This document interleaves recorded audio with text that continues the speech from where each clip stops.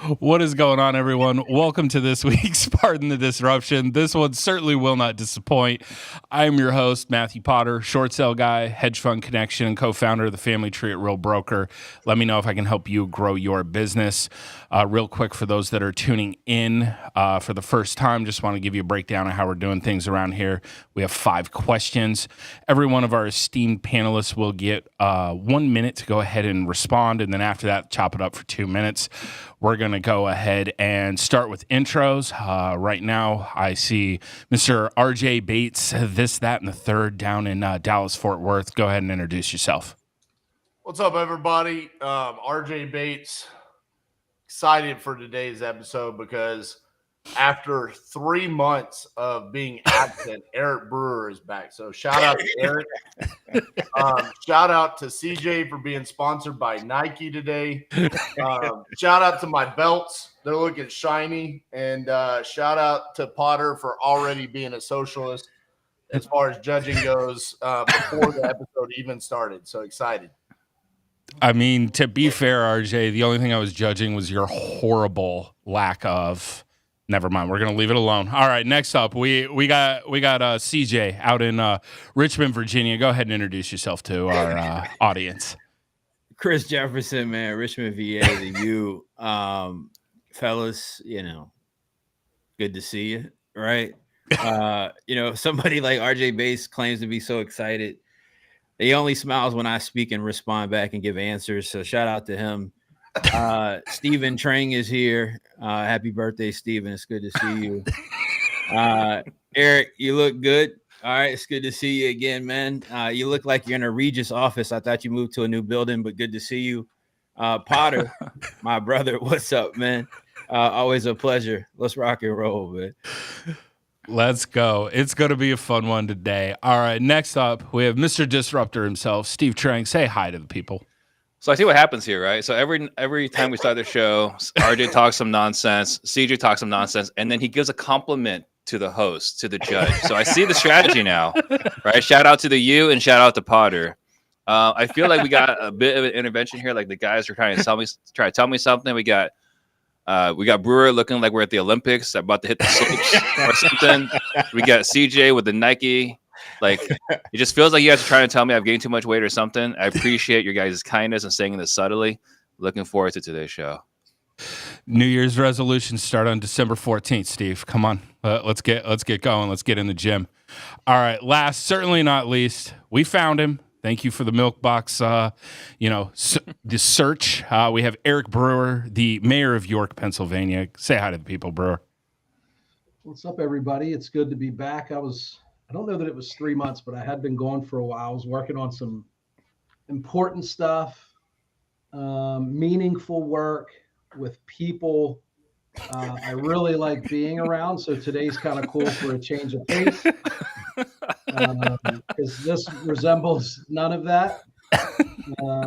RJ said that he found me on a milk box, and there's only 2 things you need to track me down.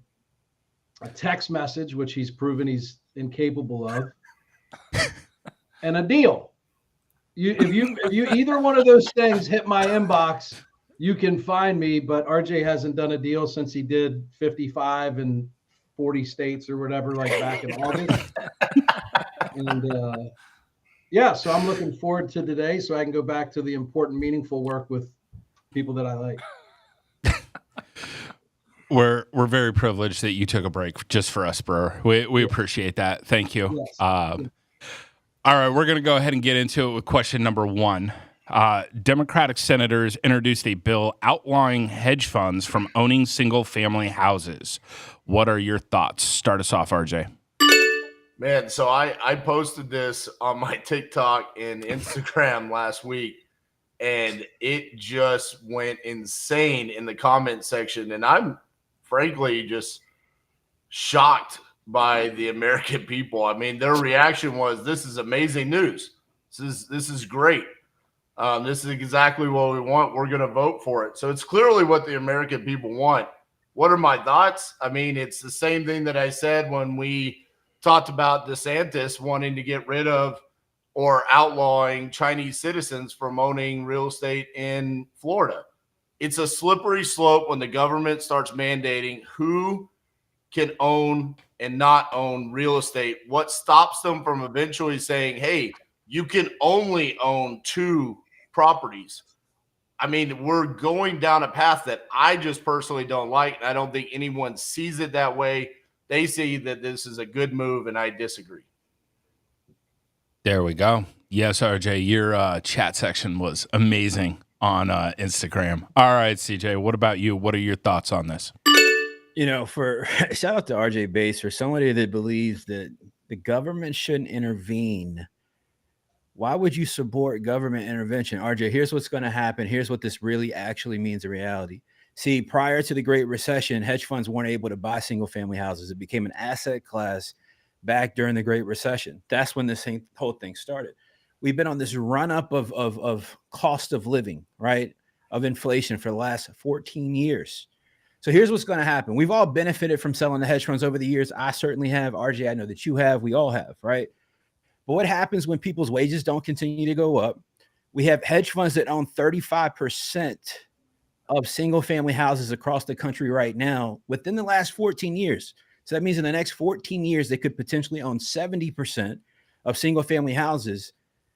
So when people can't afford to pay rent, people can't afford to even get a mortgage, who do you think they're going to have to turn to be able to exist? That's called the government.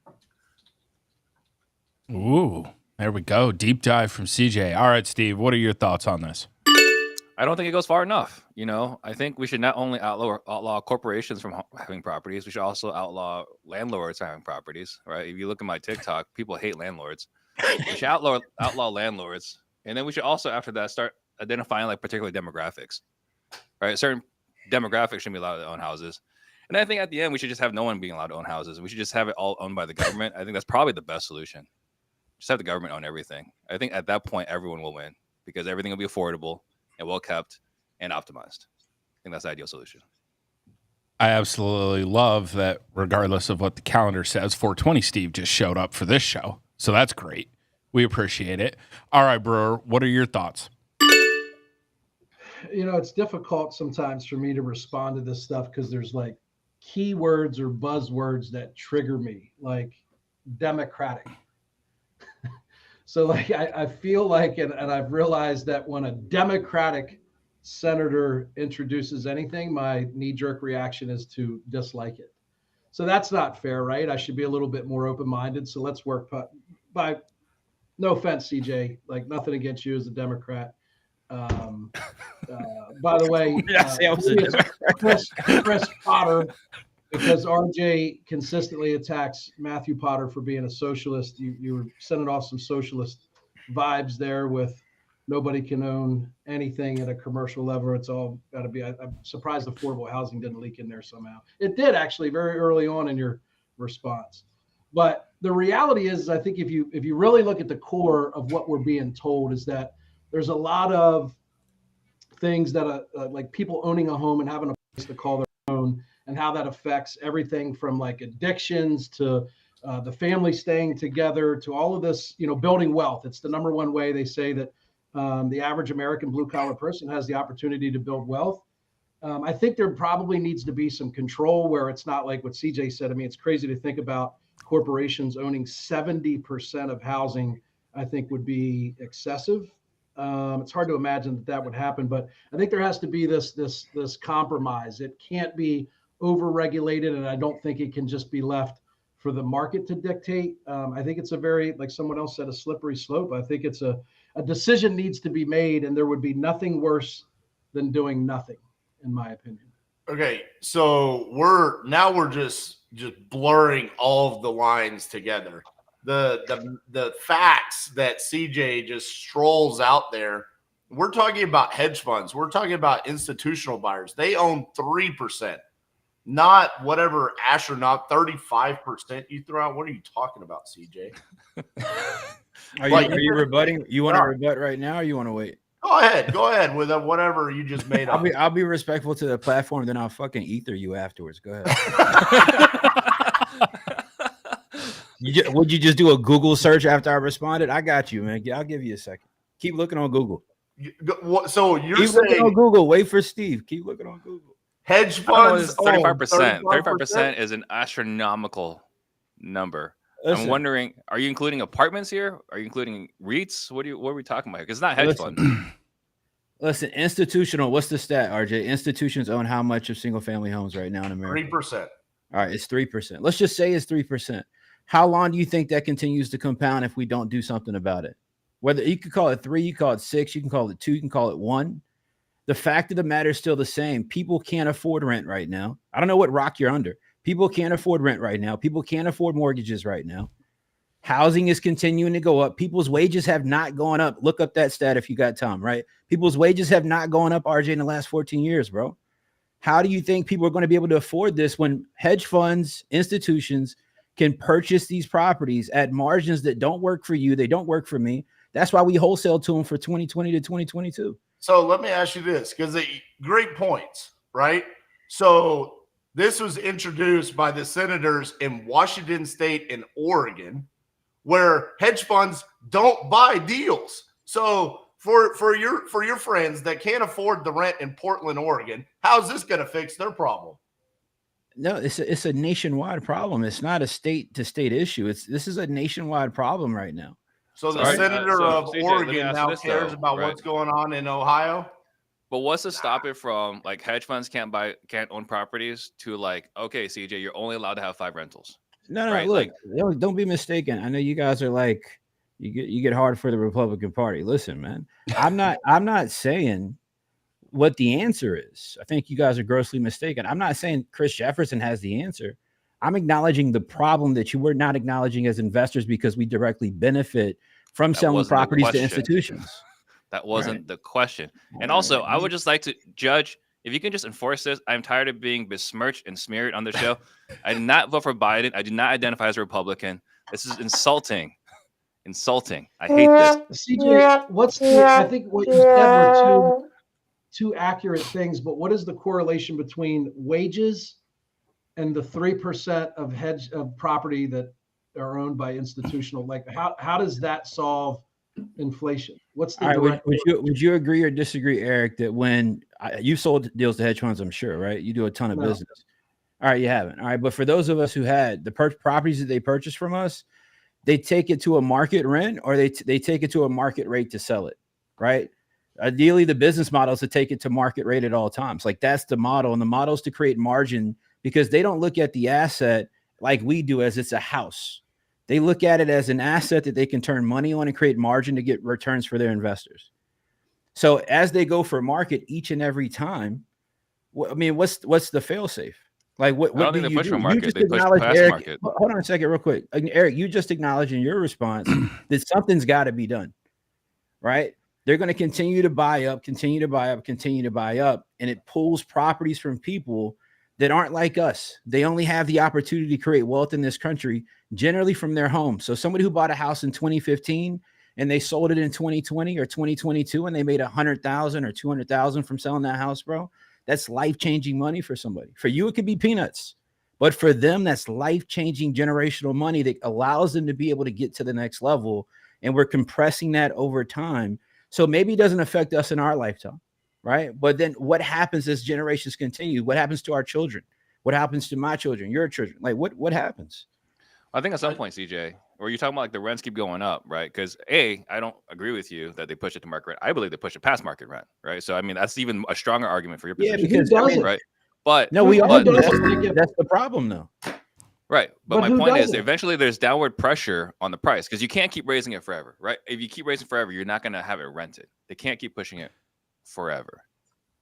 Agreed. And I will also say, as a landlord, the only expense that really keeps pushing me wanting to raise rent is property taxes. That is one of the biggest expenses that I have to continue to raise rent to be able to even cash flow. All right, y'all. I took this one to the chat. We have a tie, so 2 points awarded. 1 to Steve, 1 to RJ on this one.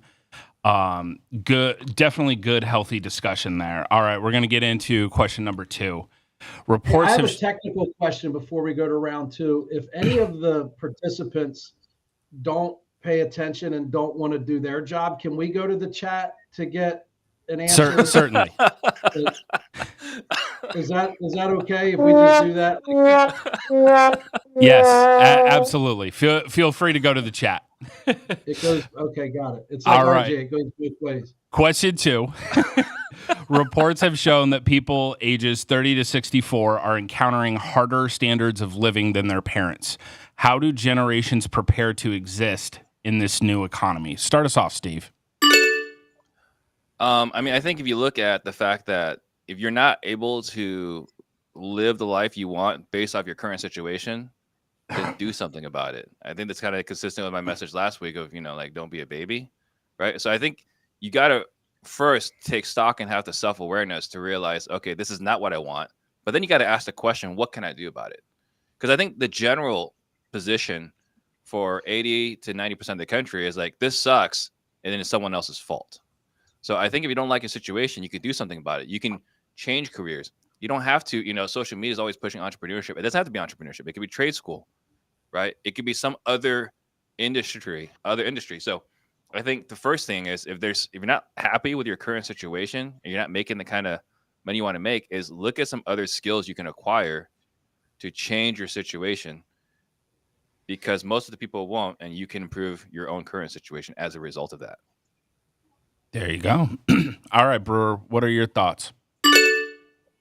I think about I might be the oldest person here, but I've gotten to this phase in life where I remember when my grandparents, and I was like maybe, I don't know, old enough to remember, say 7 to 10 years old, my grandparents would tell me about like being able to buy a gallon of milk for a nickel.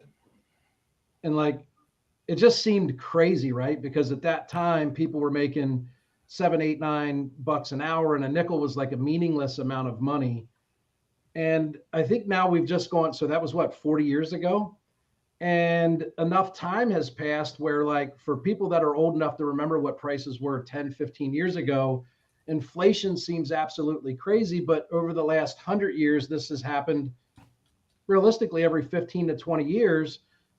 So yeah, prices are up. It's crazy to think between the age of 30 and 60 or whatever, it's more expensive, but there's also different cycles that come back around. Like being a skilled trade today is a $150,000 a year job, where for the last 15 years or so, it wasn't. That wage was not enough for someone to make a reasonable living. So I think there's opportunity out there today that supersedes the increase in the cost of living. You just have to be willing and go and do the work. But if you're hoping to just be the same person you were 15 years ago and be able to save money and enjoy a certain lifestyle that you did 15 years ago, it's unrealistic without leveling up your skill. There we go. All right. What about you, RJ? What are your thoughts on this? Yeah, this is I feel like me and CJ are about to get into it again on this one. I feel like I live in a world right now that there's so much opportunity to make money. My parents started a business in the early 90s, and I remember that the way for them to generate business and the forms of marketing was running ads in the yellow pages. And by literally going out and door knocking and asking if those companies needed office furniture. That's what my parents did. They sold office furniture. And the struggles that they had to go through. I don't know if my dad was still alive, if he looked at me today and would say, man, it's so much harder for you than it was for me. That dude had to work his ass off for every penny that he made.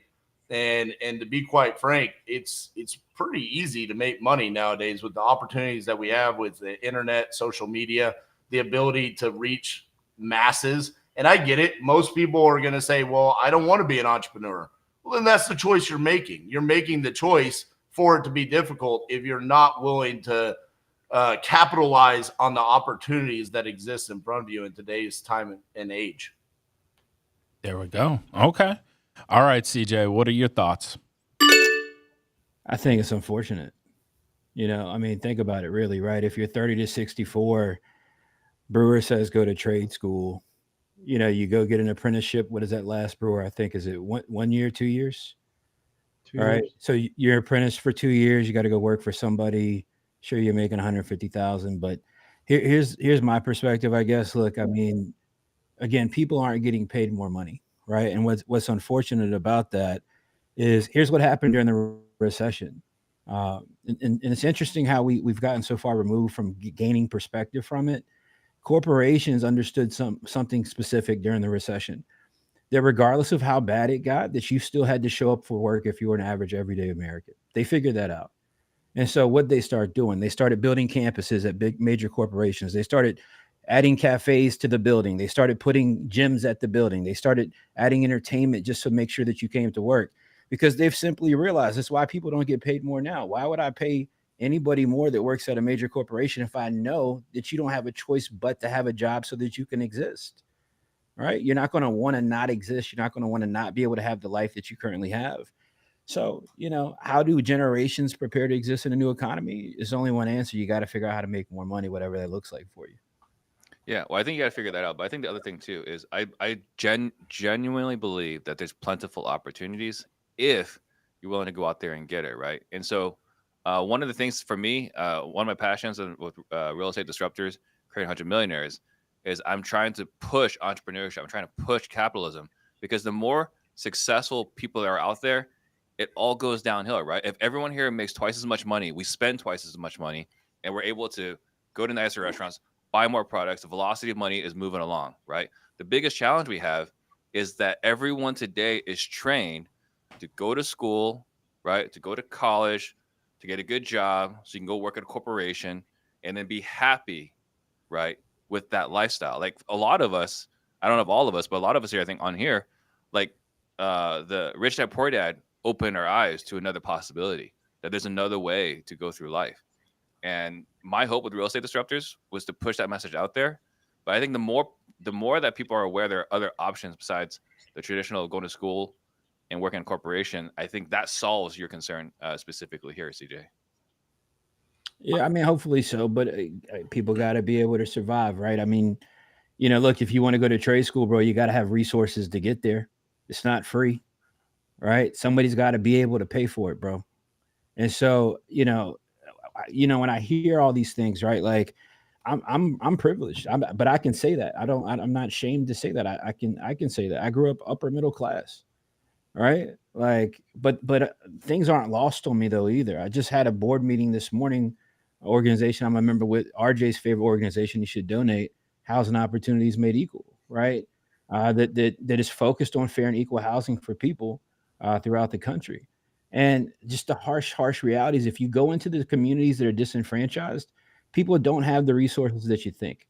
People don't have the access to you think, right? There's a reason that they're trying to get kids computers in schools, right? It's because they didn't have access to them, right? And unfortunately, we're in the social media age where now everybody's bombarded with, short-term brains, like people can't even learn quickly.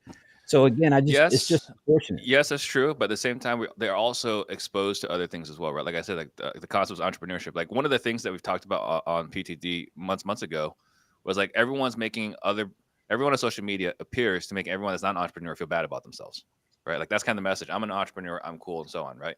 The flip side of that is that we are exposing more people to the idea, the concept of working for yourself, investing in yourself, and going to do something different. I'm all about that. I'm a part of that, right? I think what makes it tough is again just resources, right? Like it's one thing to have exposure. How many people, man, have you exposed to wholesaling with your platform? You think everybody you exposed to wholesaling believed they could do it? No. So the problem is deeper than that, right? The problem is deeper is the belief, is the awareness, right? So it's not, I don't think the lack of resources, although a major problem is not the biggest problem. I think the biggest problem is belief. Yeah. The belief that it's possible. Another thing too, I just want to wrap it up with here is that I can't help but move forward looking at CJ and just think hashtag white privilege. I want to add on one last thing, Potter. All right. I'll allow it. We cut out a whole question so we could have more time. Come on now. I'm wondering 30 to 64, that's a huge gap in age. I'm curious if you narrowed that down, how many people in the age range of 55 to 64 are saying it's harder than the people from 30 to 39? I think if you narrowed that down to the people that are 30 to 39, I don't think they would say it's quite as difficult as we're making it out to be. Yeah, all right. We'll take that under consideration. The ability to be tech savvy, that's where I'm going with that. I got you. The ability to use technology and to be able to create money and opportunities for yourself, I think that age gap is going to see what's available to them right now. I definitely understand that. I'm at the age where I get frustrated with technology already, and I just hand it to my teenagers. I'm like, here you go. Figure this out. I'm old man. It's old man Potter over here. All right. That round, great arguments by everybody. As you can see, we're getting into a little bit different format here. So there's going to be multiple points. Point to CJ, point to Steve on that one. RJ, let's do better next time. Eric, let's hire some plumbers and some electricians at 150 G's a year. Let's do it. Let's go, bro. All right. For question number 3, what do you guys think on this video? Well, have they lost the locker room? What is going on here with Mahomes? I just said the frustration is growing. It's going to be back-to-back losses. We had that graphic early in the game about how he doesn't lose 2 straight. That's what it took in the end. And it was. Yep. He's upset with the refs. I've never seen him like that before. He was yelling at the refs. Great respect for those two. For one another. That's the third. What are you guys' thoughts on Mahomes as the Chiefs leader with regards to that video? Go ahead and start us off, CJ. I'm a big Mahomes fan. I think he lost his composure, lost his cool. To me, it's a professional environment. Ultimately, he's a reflection to a lot of people. It's not any way to act in that particular environment. I mean, let's just be honest, man. The Chiefs just ain't as good as they thought they are. All right, or they used to be. And sometimes you got to check your emotions. I think a lot of times in business and these type of environments, people can get overly emotional unnecessarily. I don't think emotions belong in business. And I think they should just be more passionate about getting back to practice and getting better versus thinking that they got cheated. Everybody gets cheated by the refs, man. RJ's at his field hockey game on the weekends, on Saturday mornings, playing field hockey and getting mad at the ref, right? Like, I mean, everybody gets mad at the ref when they lose. For those in other parts of the country, that's also known as lacrosse. We also have lacrosse. All right, Steve, what are your thoughts? It's unfortunate, but this is just one of the things that happens as a leader, right? I mean, you got a lot of eyeballs on you, and you wish you could be a perfect leader 100 times out of 100, 10 times out of 10. But he's human. He's going to make mistakes, right? Like, that's a guy. Yeah, he lost his mind. He made a giant mistake. He overplayed his hand and went crazy. But I will still follow that guy, right? Like, as a leader, you're going to make mistakes, right? He didn't blast his team. He didn't come over and scream at Tony and say, hey, like, you screwed up for the last time. I'm tired of this. Like, he didn't go in there and blast his team. There should be some accountability conversations privately within that. But publicly, he fought for his team. There's the same thing as last week. We're talking about FSU, right? If you're fighting for the team, you're going to make some mistakes. You're going to look dumb at times. But that's a leader I will follow because he's fighting for me and my teammates. All right. Didn't even use the full minute. We're proud of you, Steve. Thank you for that. All right, Brewer, what are your thoughts? Yeah, my initial response when I watched it was it seemed a little childish. It seemed pouty. I think certainly Mahomes and the Chiefs have been probably more on the receiving end of the benefits of those types of calls in some really big situations, right? And I don't recall him while he might have speaking about those situations, about being benefiting from those. So when you saw him act out like that, like even when he greeted, the other quarterback at midfield, he didn't say, hey, good game, way to go get a W, way to battle. He carried that excuse over for as long as people would listen. So it's not the worst thing I've ever seen. I mean, the guy, I would say for 95% of those high pressure situations has carried himself as a pro. He had a little bit of a slip up. I'm sure he's feeling some pressure, and he didn't handle that adversity the best way possible, but it certainly wasn't the worst. I do agree with the competitive nature. We all fight hard not to lose, and we want to win, and it's really, really difficult when it doesn't go our way.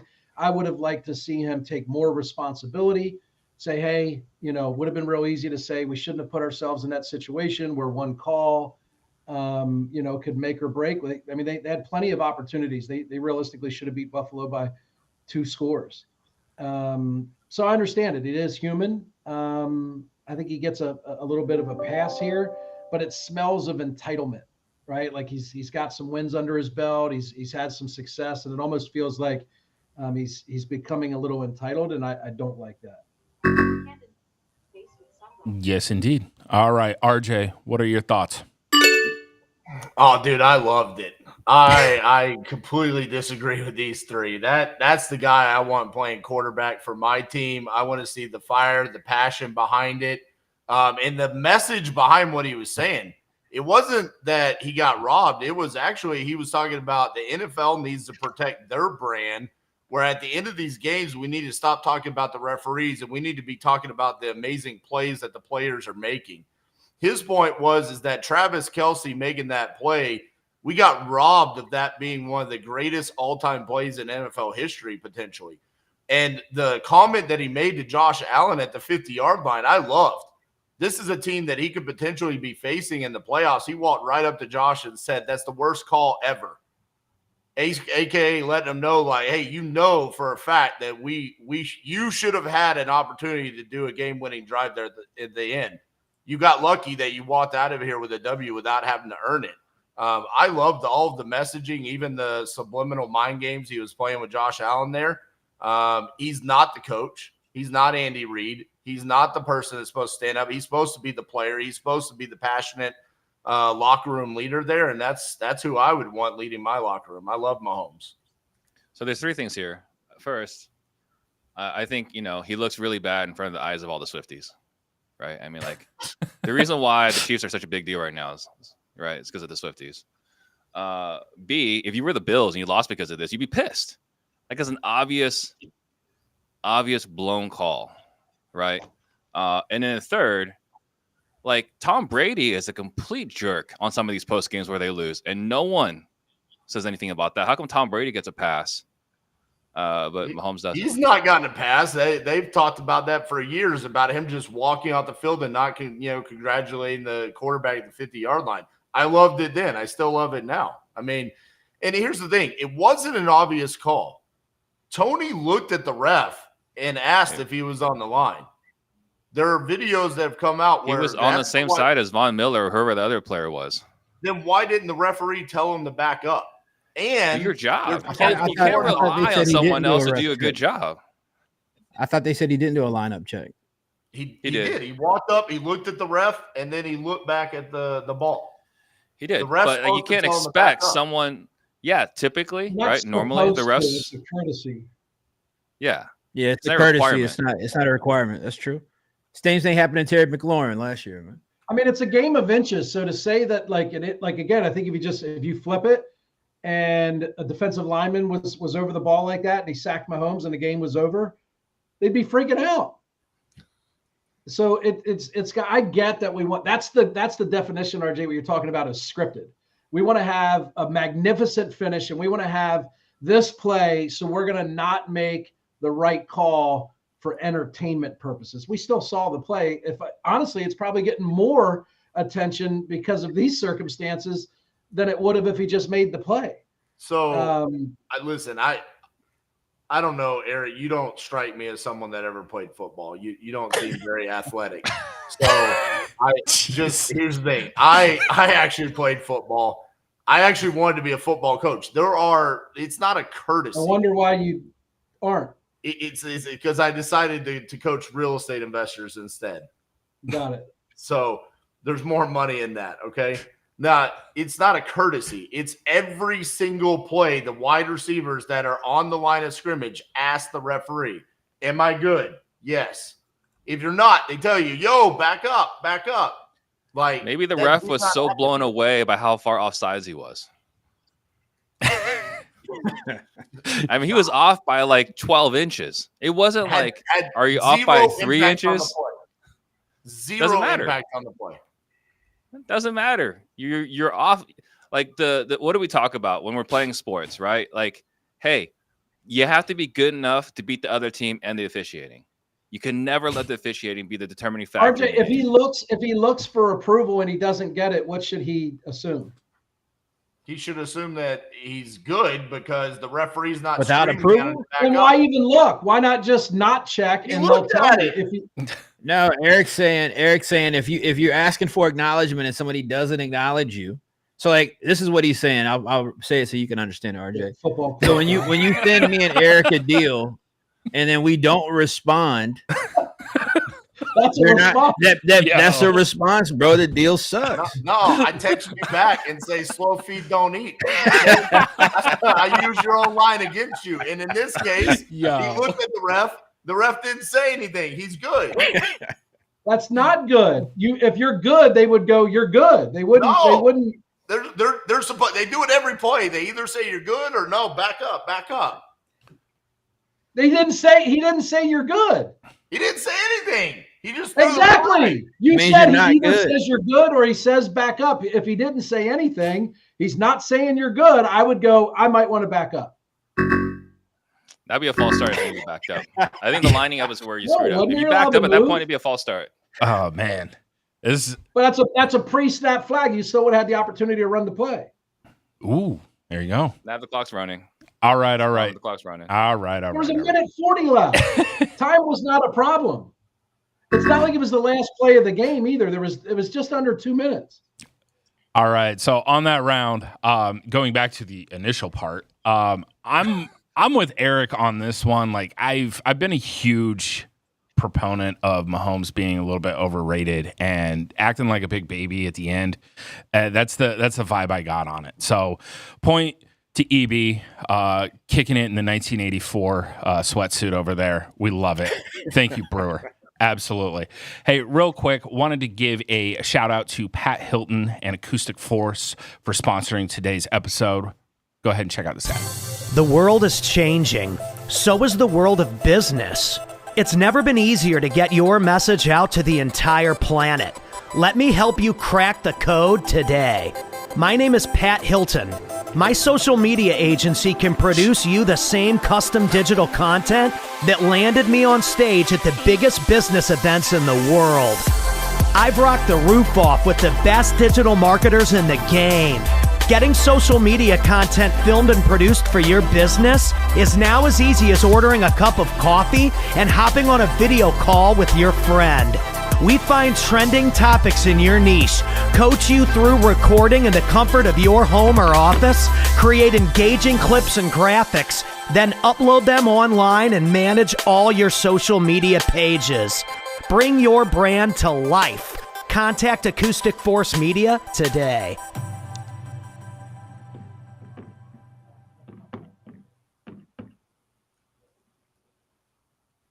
Awesome. All right.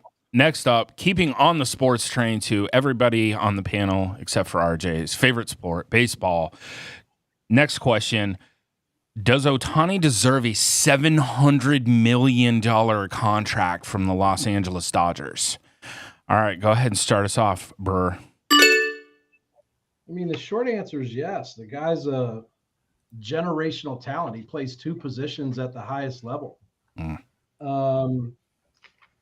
Last year, I was just looking up too. Last year, Major League Baseball did $10 billion in revenue, an average of almost $350 million per team. It's a business. So yeah, I would say in some capacity, I'm a big Sixers fan, and a hot topic in basketball, particularly with the Sixers, is some of the contracts of guys that we have that are expiring. These dudes were making $35 million 3 years ago when they signed the deal. And it seemed like unrealistic money, and they've played at the same level. They haven't improved. And today, Tobias Harris looks like a deal at $35 million because that same player now of his caliber are signing deals for $45 and $50 million. So, I mean, the guy's an amazing talent. I watched like a little 30-minute ESPN special on him and how he grew up. And the dude was hitting bombs when he was like 9 years old.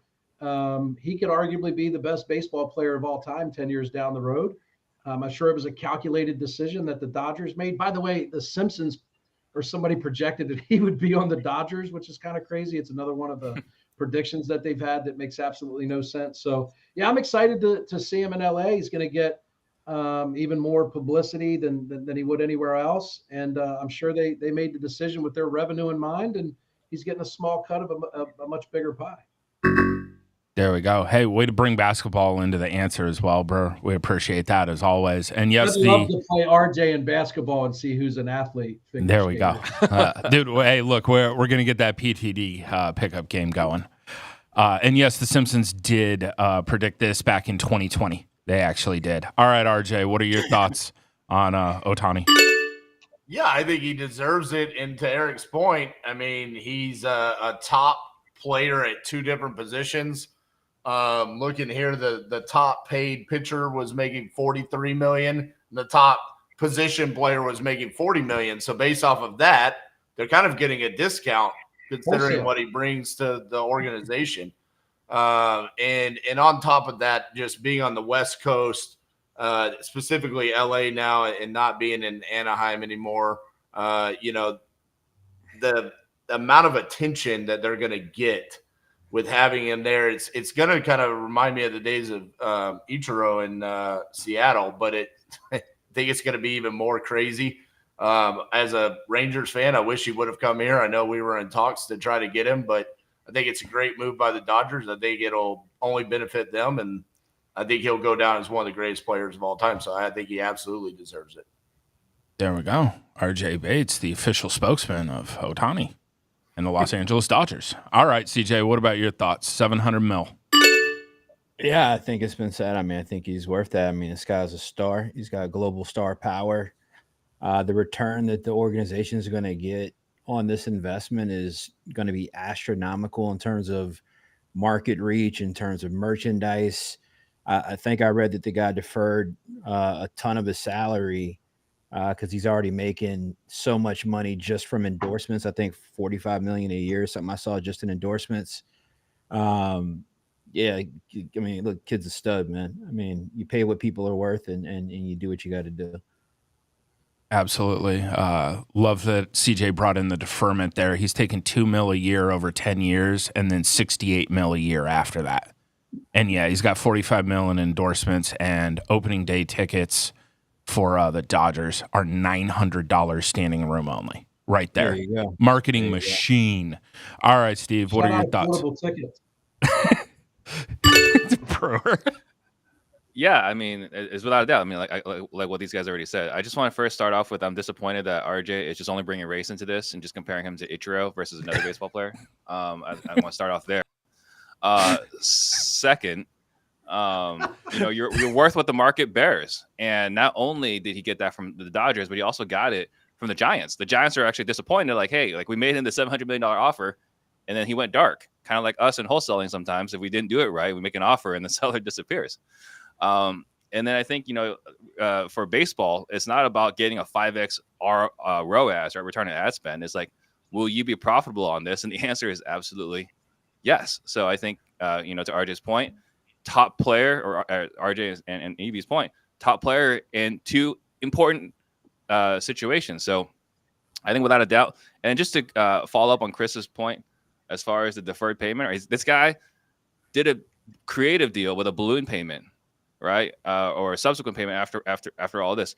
Here's the great thing. Even if he wasn't making the $45 million, right, from endorsements, let's just take that completely off the table.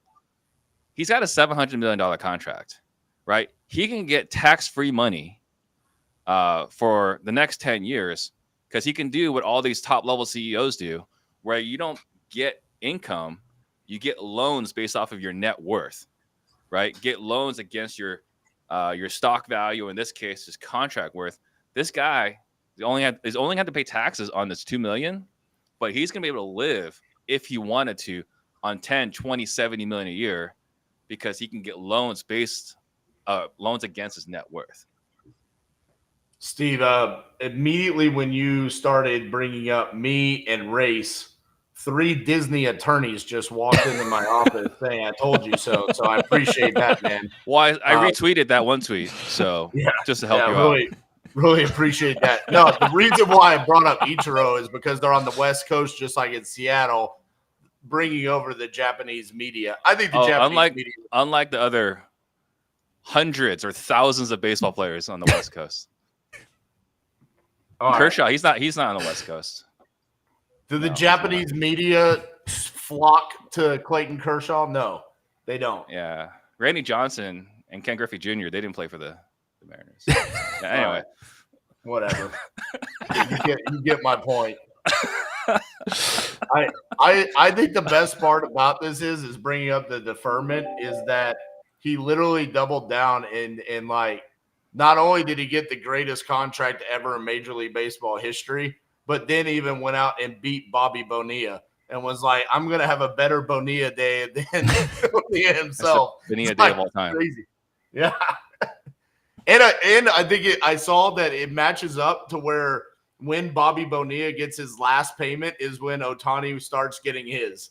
So it's hilarious how like they're so connected there. Yeah, it's like 2033, 2034, something like that is when he starts. 68 mil a year after that. That's insane. Good for him. If you can stretch your dollars based off of CJ's projections, that might not be enough.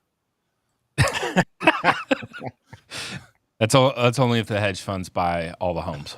That's how that's going to go down. All right, on that one, love the dialogue. Point to CJ on that one for knowing the deferment and the amount for the his 45 mil that he's got going on there. So point to CJ on that one. All right, we're getting into our last question of the day. With it being Spotify rap season, as an entrepreneur, whose content would make your year-end recap? Start us off, CJ. Man, it's for as much content as RJ does, he didn't make my list. Ouch. This guy's been live. It's 365 days a year. He's been live for 357 of them. Just didn't make it. Whose content? There's a guy whose content I really like right now. I'm really into stand-up comedy. But there's a phenomenal podcast, non-real estate related, I've been enjoying, which is Theo Von. His interviews are dope, hilarious. He's quick, he's witty. He's a really good interviewer and pulling stories out of the guests that he brings on. So he would make my year-end recap. I don't know about who else in the real estate space, but if RJ starts doing some paid content, then he can make my list for sure. There we go. Shots fired from the CJ to the RJ. There we go. All right, Steve. What are your thoughts? I wish it was. I wish I could say it was. This is RJ because it does fall. It does land on my feed a lot. So Pat Hilton's doing a pretty good job there. But it's not. It's not. So the first one should not surprise anybody is Darren Hardy, right? Because I listen to Darren daily with my kids every single morning when I take them to school, right? First and foremost, that's the first thing we do. But beyond that, the rest of the list might be surprising. I don't know. We got John Gray and John Gottman. I'm doing everything I can to be the best husband I can be. So John Gray wrote Men Are From Mars, Women Are From Venus. I've went through that book twice. And then John Gottman, I've gone through multiple books by him about how to be a better man, how to be a better husband. So that's been my focus. If you go back to, my solvable problem, my number one priority is to have a wife that feels cherished. Number 4 on that list would be Alex Hormozi. He came out with $100 million leads. I've gone through that a couple of times. And then the last one I would say is Paul Sparks. We do a podcast together, but he has changed the way I process business decisions, the way I approach my life, and in multiple other ways. So I would say those are the 5 people on my list. I like how Steve gave us like a true Spotify. Here's my top 5. Listen, 93,000 hours this year. I thought that was the question. It was. I'm glad to see that you're following instructions. First time in my life, baby. All right, Brewer. What about you? Who's making the cut? It's oddly enough, Chris, were you on here when we were talking? I was trying to get RJ's never heard of Theo Von. What? Crazy, right?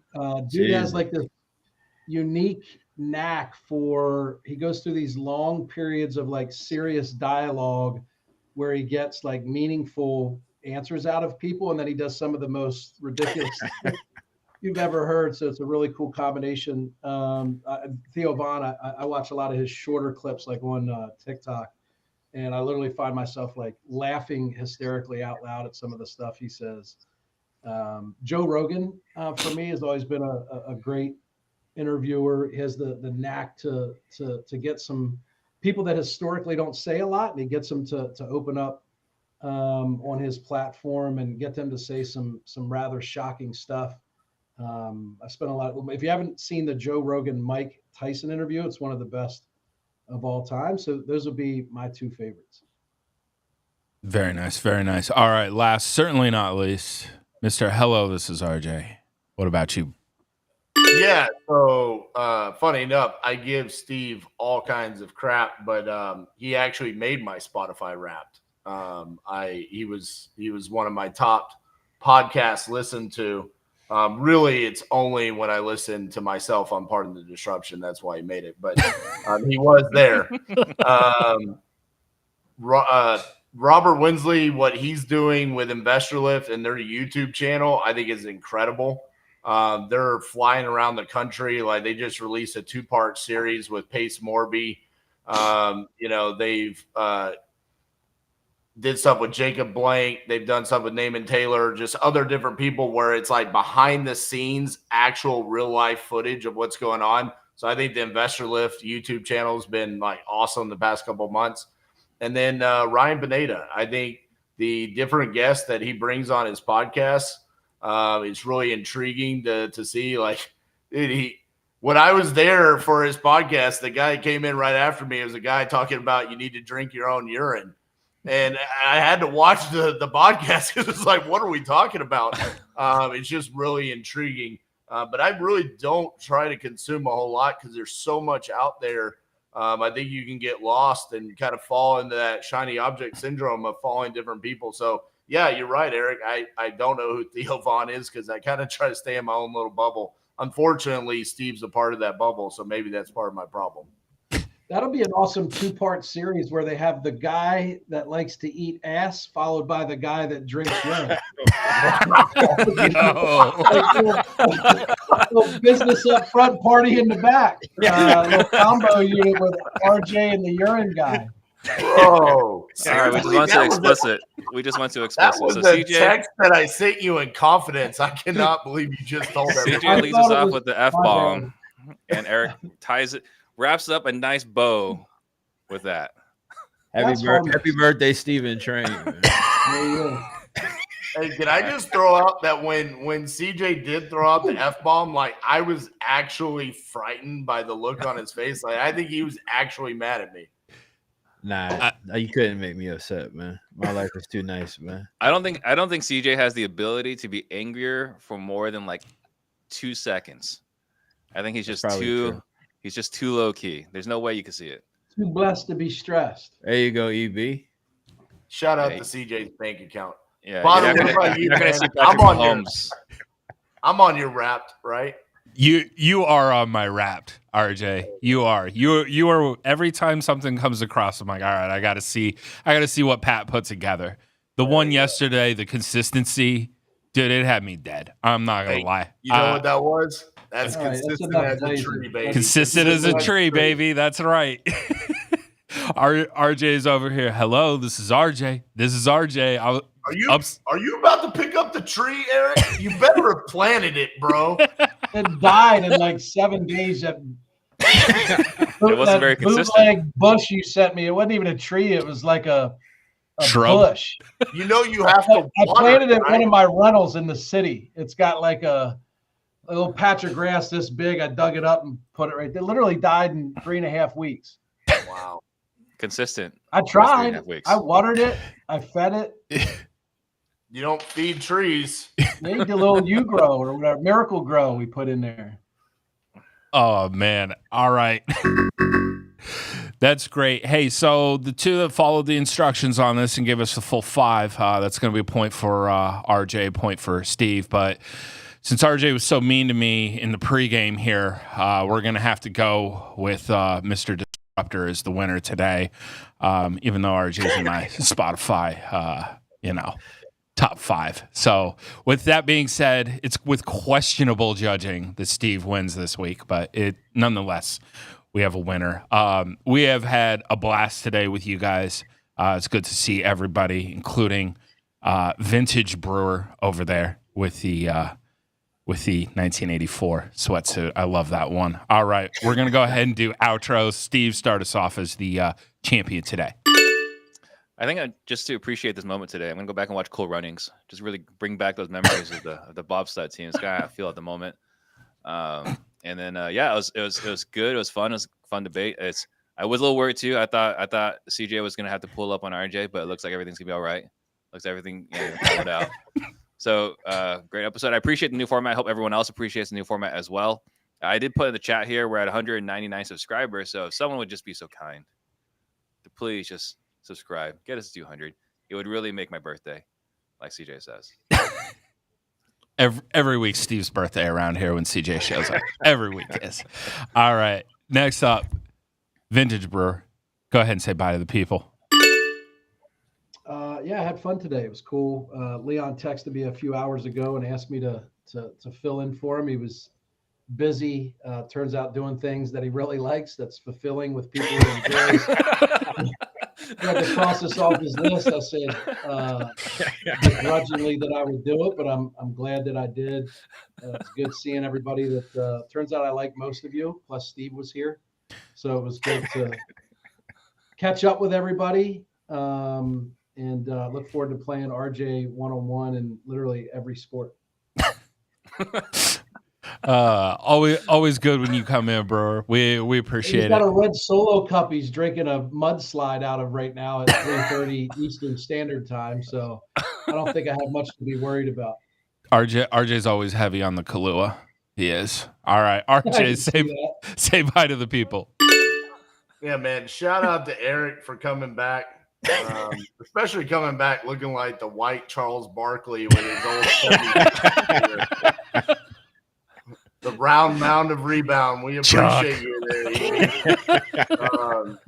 Shout out to CJ, man. And shout out to hedge funds. Stay strong, baby. I got your back, hedge funds.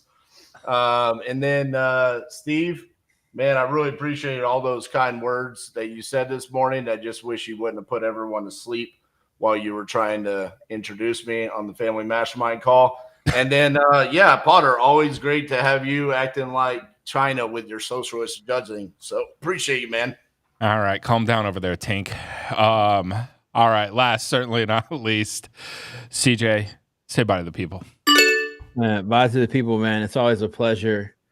Potter, good seeing you. Steven, rather. Happy birthday. Congrats on your win. EB, I love seeing you all the time, and your insights are appreciated. Hope you're doing well. Don't be a stranger. I believe you, man. There's better things to be doing. I got you. RJ, RJ, there's not a world that exists you could get me upset or inspire me enough to come join you in the tank over there in that dungeon that you got with the wood paneling. So I can just simply wish you the best, but a good show as always. Good to see you guys, and peace out, man. Absolutely. Greatest outros of all time right there. We appreciate everybody tuning in. Hope that you had as much fun watching us as we had doing the show. We will see y'all next week. Have a good one.